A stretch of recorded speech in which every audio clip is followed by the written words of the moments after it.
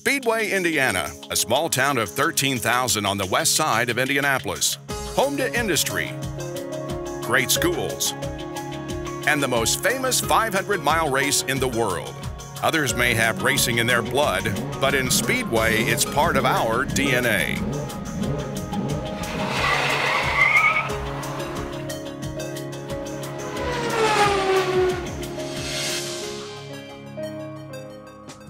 In a 1909 interview, Carl Fisher remarked, "Wouldn't it be a great idea to build a horseless city just opposite the Motor Speedway, an industrial city devoted to motorization of all traffic?"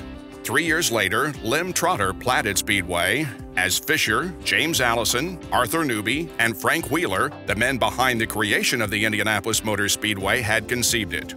This heritage and connection to racing still runs deep throughout our town, from the elementary schools, named for the 4 founding fathers of Speedway, to the high school where the Sparkplugs compete in a gym adorned with racing imagery, from the insignia at center court to the IMS logos on the floor.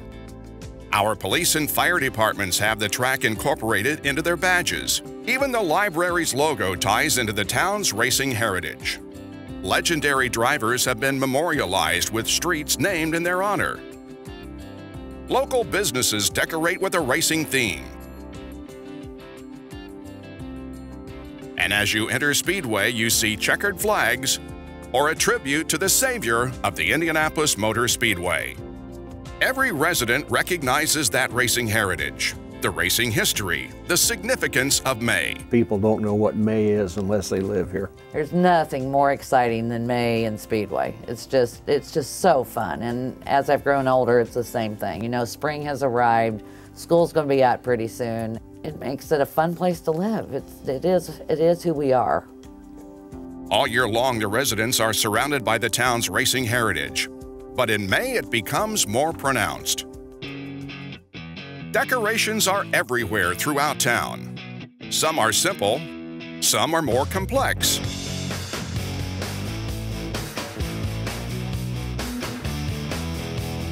Some celebrate personal moments, while others celebrate the history in our town. And everyone gets involved, from local businesses and residents to the schools and their students.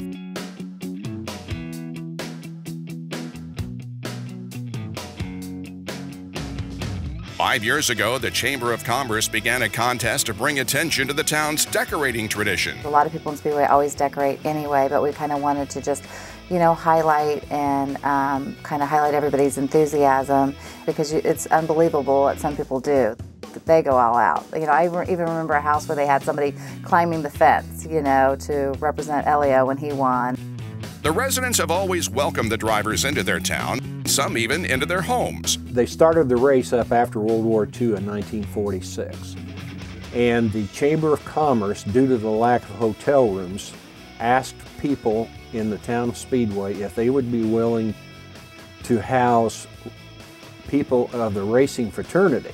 And the homes and the families in Speedway opened their arms to these drivers. Drivers like Johnny Parsons, Sam Hanks, Bill Vukovich, Tony Bettenhausen, Jim McElreath, A.J. Foyt, Parnelli Jones, and Roger Ward.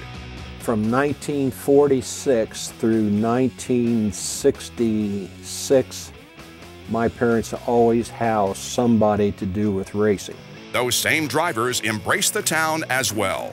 Roger Ward had a gas station right on 16th Street across from the track. We have a Firestone store that was owned by Andretti.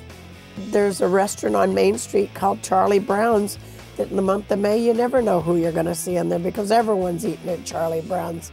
It's nothing to have a driver sitting at the counter next to a spectator talking, and they don't even realize they're talking to one of the drivers. They fit right in. They play with the spectators. When Al Unser won his last race, the next morning he was our first customer. You know, that really put a smile on our face that he wanted to share that win with us. Racing is part of the fabric of Speedway, part of its history, part of its future. And everyone has a story. We were never allowed to even say the word rain in our house. The house here on 15th Street was owned originally by Betty and Jimmy Packard, and she knew Graham Hill and the folks with the Team Lotus, and they had a spare chassis and car that they didn't have room for at the garage. So Betty offered to have them just bring it out in the backyard and put it in the garage. And you make these relationships with people, and it's a big celebration. You Transported in the evening and didn't realize that the roof had a lot of holes. Well, it was there for a few months, and through the rain and the inclement weather, they came back to retrieve the car, and the whole body was just rusted out. The people that used to live next to us, the Gelhausens, they had a son that was in the race a few times, Spike Gelhausen. They would always have sponsors and other car owners and people like that over. 3 years ago, I'd built the Ballon Special, a papier-mâché 3D car of the Ballon Special. And, I had the builder of the car, George Sally's daughter, stop, talked to her. She went down and got her mom. I remember Dick Simon hanging out between the two places, and Tom Sneva showing up. Says it was a blessing to her that somebody still remembers who her husband was. Jimmy Bryan, he had the car and sitting on Norfolk right here, just off 16th Street. And he said, wait a minute, I'll take you to school. So I had to help him wire mufflers on this USAC stock car. And he fired it up. I had to climb through the window, and he drove me to school and dropped me off at school. I had to climb out of the car. I was a pretty big man on campus that day. You know, this is just a special place. And It's just a comfortable place to be. it is grabbed a hold of me bad. Got racing in our blood. We just can't get rid of it. When you hear the roar of those cars over at the track, it just makes Speedway Speedway.